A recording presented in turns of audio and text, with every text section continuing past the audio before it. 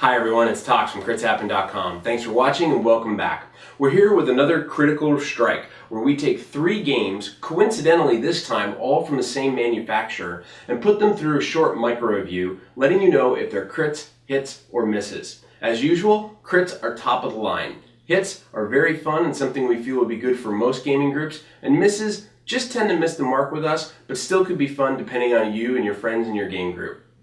But in front of me are 3 very different games, all from one company, Smirk and Dagger.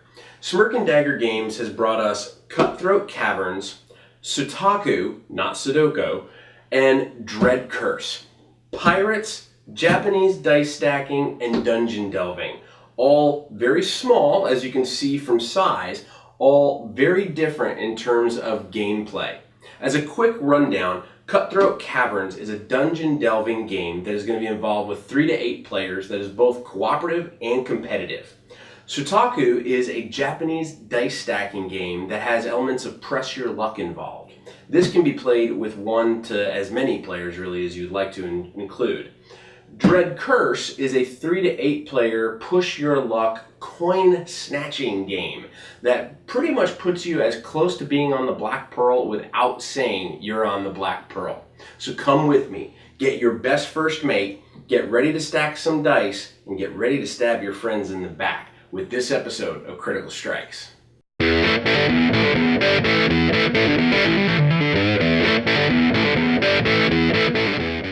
This episode of Critical Strikes is sponsored in part by Wonko's Toys and Games in Austin, Texas. Check them out online at wonkos.com for all your collectible toy and tabletop gaming needs. So Cutthroat Caverns has a really interesting tagline. It says, "Without teamwork, you'll never survive. Without betrayal, you'll never win." And that is very, very true. First off, I should tell you, if you play games with friends where things get overly competitive, or if the quote-unquote screw your neighbor type of game bothers people in your game group, do not even look at this game, because this game is all about backstabbing your friends. The whole concept is you are adventurers going into a dungeon. There's going to be 9 different encounters, which are all made up from these different monsters and traps and different things you could run into. You're going to be using cards to deal damage or gain bonuses when trying to complete those encounters.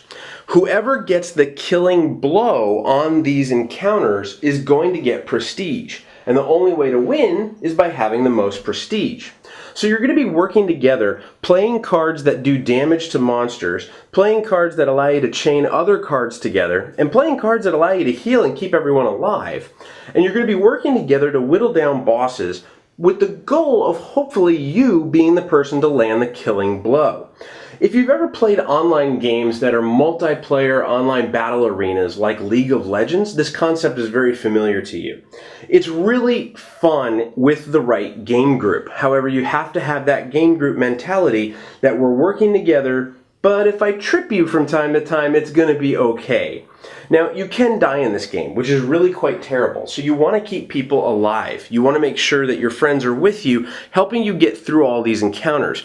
Because if you don't get through all the encounters, or if everyone dies, then no one wins. So somebody has to be able to win, especially with as much effort as goes into this game.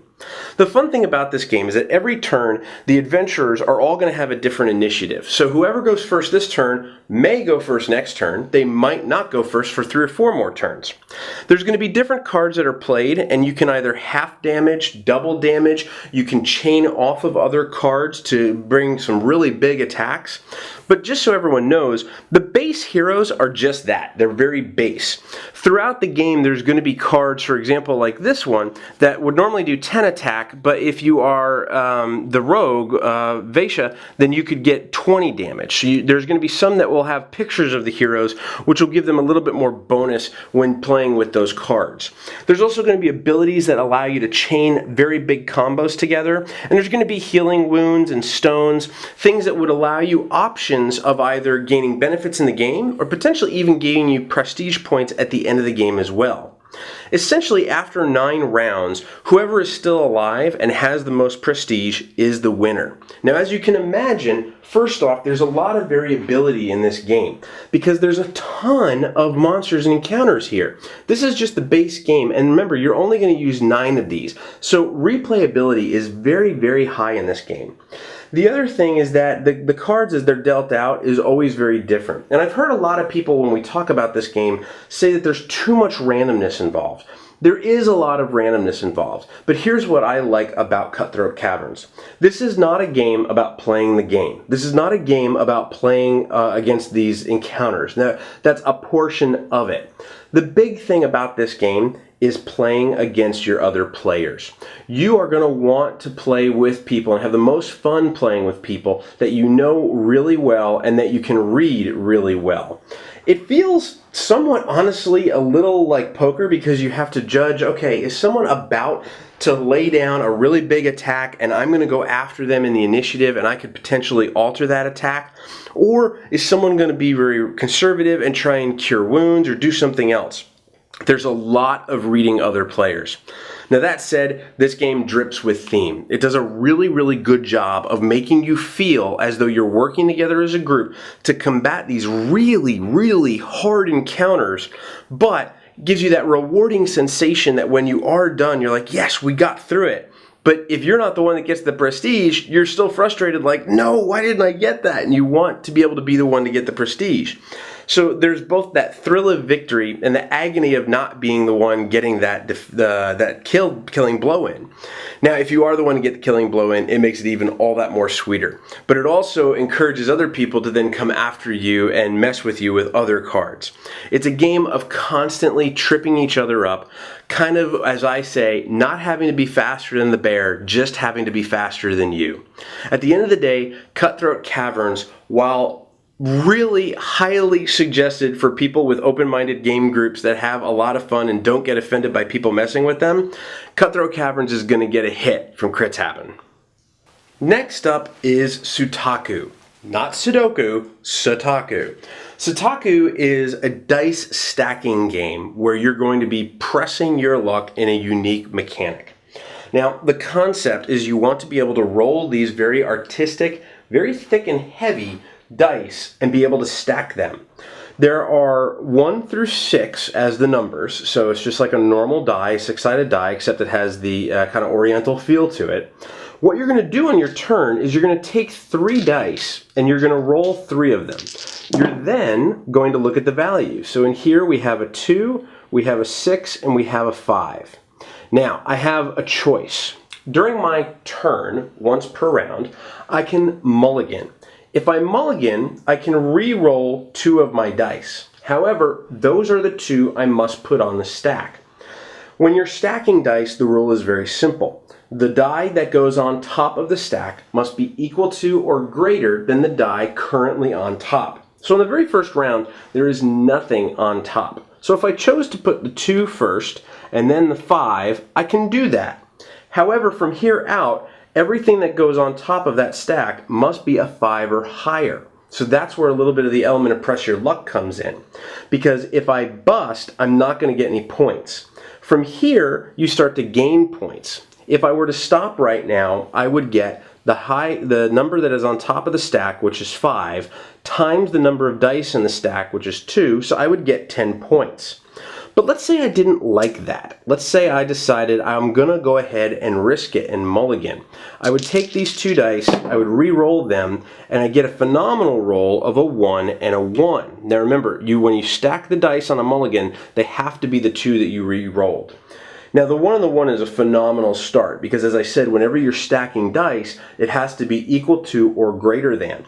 So I know my next turn or my next round here is going to be able to push my luck and not have to worry about it, because the worst case is I get 3 1s and I can still stack. So I'm going to take 3 new dice, I'm going to roll them. I get a 3, a 4, and a 6. So I'm going to put the 3 on top of the 1 and the 4 on top of the 3. Now, everything that I would have to be able to stack is going to have to be 4 or higher. If I stop right now, I would get 4 times 4 would give me 16 points. If I decide, you know what, I'm going to go ahead and move on, I would take 3 new dice and I would roll them. And I would get a 2, a 2, and a 5. Now I've already mulliganed, so I can't mulligan again. Therefore I would bust and I would lose all of my points. The stack would be taken down, all the dice would be passed to the next player, and they would continue on and start their turn. They would take their 3 dice, they would get, say, a 2, a 5, and a 5, and begin to stack from there. Now, in addition to the mulligan rule, there's also a rule for doubles and triples. And this is very specific and very key. When you roll doubles or triples, it's ideal as it keeps your stack growing taller. With doubles, if you roll a double and its face value is higher than the other dice, you may place all 3, so long as all 3 dice are legal to place on the stack. So in this case, we have a 2, a 5, and a 5. We could stack all 3, even though the rules normally tell us to stack 2, because our double 5s are higher than the 2. Now, if I just saw, let's say I'm playing a 2-player game, and I just saw my opponent bust on the first round, I would go ahead and stop maybe right here and say, that's going to get me 15 points, because I have 5 on top times 3 dice and get 15 points and immediately jump out to a lead with him. Now, the triples is where it gets even more fun. If you roll a triple, you can add all 3 dice to the stack if you're legally able to do so. If, however, the triple can't be added, you may re-roll all 3 dice as a free roll. So if you roll triples and you've already mulliganed, you can still re-roll them, and you get to re-roll all 3 and place them as normal. So it's sounds complicated at first. It's really not too hard. The hardest thing for us was just remembering the sides of the dice and having to refer back to this chart, but it's just really nice to have that available for you. This actually splits into 2 pieces, so it stores in the box very easily.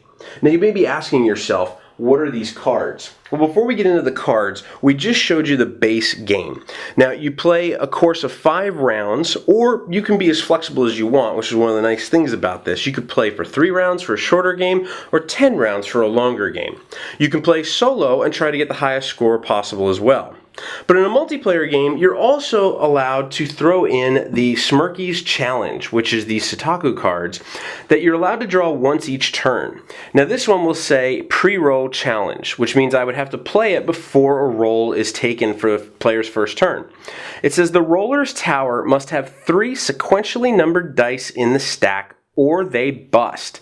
If successful, all other players roll a die and lose points equal to 10 times the value. So these cards are all about impacting the gameplay and affecting the roller, whether it's you or whether it's someone else.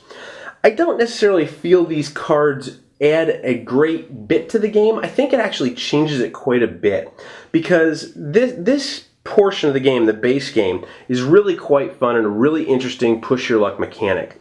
The cards add a lot more randomness to it and a little more, kind of what we saw in Cutthroat Caverns, a little more stabbing your friends in the back. There's some challenges that you may actually want to play on yourself to rack up more bonus points if you feel that you can complete them, but it is very hard and very challenging to complete some of these things. Overall, I prefer to play with just the base game of Sutakku. It's a really quick, really easy, and really light game to pick up and teach someone, and it's very artistic looking. The dice are really thick. They're a little larger than the normal 16mm dice. They've got good corners, and they feel really good when you're rolling them. It's a very quick game to play, and as I said before, you can play solo or you can play with really as many players as you like. We have played 6 players is the maximum we've played with. It's been something very fun and very engaging, and because each player's turn is very quick, it doesn't take a while to get around the table, and people still stay engaged in a social atmosphere and enjoy it. Overall, Sutakku is going to get a hit from Crits Happen. Now we're ready to set sail on the high seas with Dread Curse. This is as close to being Pirates of the Caribbean without saying it's Pirates of the Caribbean as I think I've ever seen. But it is a very fun game. This also, like Sutakku, is a press your luck game. You're going to be taking on the roles of different people that are part of a pirate crew. What has happened is you've just seized a cursed treasure. You're trying to capture as many doubloons as possible for yourself and potentially messing with your other players as well. Now at the beginning of the game, there are a bunch of coins that are going to be placed into a bag. Some of them are valued doubloons that have 1, 2, 3, 4, or 5 value to them. Some of them, 2 to be exact, have the black spot. And then finally, there is one that is a -5. These are all going to be shuffled up, and this is where a majority of the press your luck is going to come into play. Now in total, there's 57 coins valued 1 through 5. There's the 1 lead slug that is the -5, and the 2 black spots, which, if you have the black spot at the end of the game, you will lose. Now, how do you win? Well, you win by being the person with the most money at the end of the game and not having the black spot and being kicked out. There's multiple ways to be able to gain money in this game. At the very beginning of the game, depending on how many players there are, you're going to use the coins and 1 black spot to shuffle them up and hand them out. And whoever gets the black spot is going to start as the captain. The captain then shuffles the remaining cards, deals 1 out to each player, puts the remainder out into the center, leaving the Pirate's Code card and Jacques Pierre, yes, Jack the Monkey, up off to the side. Each player is also going to get 3 Pirate's Code cards as well. The game order is very simple.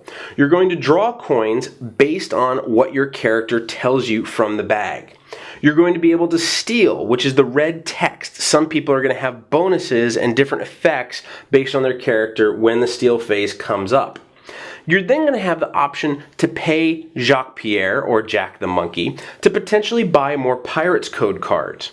Then you're going to have the opportunity to cut and run. If you feel that you've gained enough money to put you in a position to win, or if you feel that the other players in the game either have less than you or have a black spot to push them out, you would cut and run and get out of the game. However, when you cut and run, you are cut and run. You are off and out. So you may have a little bit of time waiting for somebody else to finish up their turns. Then you go to all hands on deck, which is where you change who you are. Each game does not see you as one role the whole game. A big part of this game is changing who you are from round to round to take advantage of the different abilities, both from drawing and from the stealing. So just as an example, let's say we were playing a 3-player game, and let's say I was the captain, let's say somebody else was the bosun, and let's say somebody else was the lookout, and these were the first 3 people that we got for our roles. Each player would be dealt 3 Pirate's Code cards. Now the Pirate's Code cards are dual purpose. You can play them to gain an effect, and it'll tell you when you can play. For example, this one is Topsy-Turvy, and it says immediately after all hands on deck, which is one of the phases, coins are revealed, and reverse the order of all hands on deck decisions. We'll get to a little bit more of that. But you'll notice there's also a doubloon value in the corner, which is 1 in this case. Others have more, like 2, and some have 3, 4, and 5. If you don't use them by the end of the game, they will count towards your gold value at the end of the game. Now, you'll notice that there are values all the way from 1 to 8 for each of the rolls. When you select a roll, the lowest value draws from the bag first. So, the captain says specifically draw 2, 3, or 4. So in the draw coins phase, the captain would go ahead, reach into the bag, and choose, does he want 2, 3, or 4? You have to choose before you pull them out. You're not allowed to look and go, okay, I'll draw 3, oh, okay, I'll draw 4. So in this case, let's say we go right in the middle and we draw 3. We'll draw 3 coins, we look at them, so we see that we have 6 total coins, and we put them face down next to us. So that was good. Then the bosun would go. The bosun would draw 2, and he would get a 3 and a 2, and he would have 5. And then the lookout would go, and the lookout says to draw 1. So he would draw 1, and he would get a 2. So far, so good. Well, now, if anyone had anything that was a Pirate's Code card that was during the draw coins phase, they could play that. If not, we would move on to the steal phase. The steal phase starts again with the lowest player and goes to the highest. In this case, the steal phase allows you normally to steal 1 coin from any one player. Now, in the steal phase, you must steal one coin from another player's face-down stash if possible. And just as in the draw phase, like we mentioned, the captain will go first, and you will go up from there in ascending order. Now, there are some people who are going to get nice little benefits here. So, for example, the captain says must steal an additional coin. The second coin doesn't have to be from the same pirate. So if I wanted to say take both of the bosun's coins, I could do that. If I want to take one of the bosun's coins and one of the lookout's coins, I could do that. The trick is, as the pirate captain, I don't know if they pulled the lead slug that's worth -5 or possibly one of the black spots. So I must steal an additional coin, so I have to steal 2. So I would go ahead and steal 2 from one from each player. Then the bosun would go, and he says he may draw a pirate's code card instead of stealing a coin. So if he wanted to, he could go ahead and draw a new pirate's code card. Then the lookout would go, and he would say, cannot be given a coin during the steal phase. He also says, any, cannot have pirate's code cards played directly upon ye. So if one of the captain or the bosun had a card that specifically targeted a player, the lookout is safe. And that's where you can see later on in the game, there could be some things that you want to maybe go later in the game and protect yourself than earlier in the game and trying the drawing. The Pirate's Code cards are really where things get really fun. You'll see in this case we have smartly done this card to immediately draw 2 new cards. However, it's worth 3 points, so a good choice as to what you want to do. Sharp Eye, played when a card is used against ye. Have the card's effects apply to you and a pirate of your choice, so it's almost like copying a card. There's a lot of different things that are going to affect the gameplay from those Pirates Codes cards. But then in addition to that, you have the option of buying more of them in that pay Jacques phase. So after you've stolen things, you then have the option of paying 2 coins. The trick with paying Jacques is it must be 2 coins. If you pay him with a 3 value coin, let's say for example I had this 4 value coin I wanted to pay him, I could get 2 cards. But if I had a 5, I don't get change back. Or if I had a 3, I don't get change back. This is a game that is going to see the first few turns a lot of jockeying and a lot of positioning. Then we come to the all hands on deck phase. The all hands on deck phase is interesting. Players are going to take coins and bid to become the captain. And you can tell a lot about someone, or you can tell a lot to someone based on how you do this. You're allowed to put out different amounts of coins, and when you flip them face up, you can show people high value coins or low value coins. And sometimes it's good to bid really high and get that captain. Sometimes it's good to bid really low and choose last, because what's going to happen is each turn, whoever has the highest bid in all hands on deck is going to get the captain. From there, going in ascending order, the next highest is going to pick, the next highest is going to pick.